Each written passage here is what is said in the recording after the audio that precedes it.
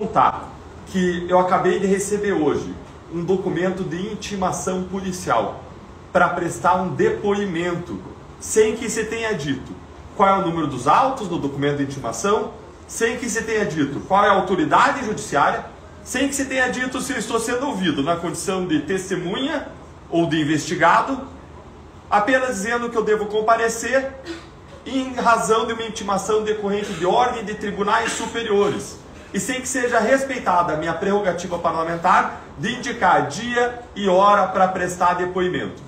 E o que eu vejo é que depois de uma perseguição política com uma cassação de mandato, o que está acontecendo agora, e nós estamos caminhando para uma perseguição policial, e eu gostaria de perguntar qual é o meu crime? Que crime que eu cometi se não foi colocar corruptos na cadeia?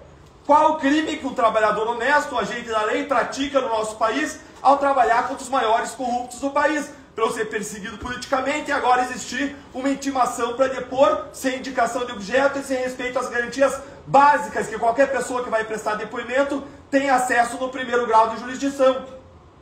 Nós estamos caminhando para uma ditadura, para uma autocracia em que todas as liberdades fundamentais são violadas, com prisões arbitrárias, acusações ilegais sem individualização de conduta, sem individualização de provas, censuras praticadas, e faz muito sentido o presidente Lula ter recebido com grandes honras o Maduro aqui ontem, porque está tudo em casa. Ele tem um projeto de vingança, existe um arbítrio do judiciário e o Maduro vem visitar o país.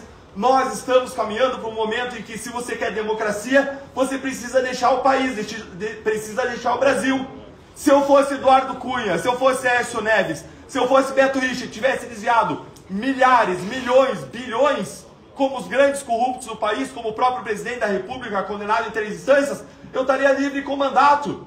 Mas como eu atuei contra os grandes corruptos, como eu incomodei o sistema, eu estou sendo perseguido politicamente e agora começa uma saga de perseguição policial, como aconteceu, aliás, lá na Mãos Limpas, na Itália, em que os investigadores, eles não só sofreram revelias, sofreram retaliações, mas foram afastados e precisaram se afastar para serem investigados em mais de 100 procedimentos, como o de Pietro. É esse o país que a gente quer viver? Da inversão de valores, em que o policial corre do bandido e é perseguido pelo bandido e é colocado na cadeia pelo bandido e tem os direitos políticos cassados pelo bandido? É para esse país que nós queremos caminhar? Eu digo, é para esse país que nós estamos caminhando hoje, se o povo não manifestar a sua insatisfação. Como o deputado Marcel Van Hatten bem disse, as grandes mudanças do país foram pela população nas ruas, diretas já, caso Collor, junho de 2013, impeachment da Dilma, os casos contra a corrupção, apoio à Lava Jato. Se nós queremos frear o arbítrio e a instauração de uma ditadura do judiciário e de abusos do executivo, de um presidente condenado em várias instâncias que ocupa hoje o cargo de presidência da República, e se nós queremos frear esses abusos, nós precisamos não cometer o erro de nos omitir. Tem muita gente com medo, mas a omissão é um grande erro, tão grande quanto a vingança, quanto a injustiça. Nós precisamos seguir o caminho do meio, do posicionamento democrático, por liberdade, por justiça e por democracia.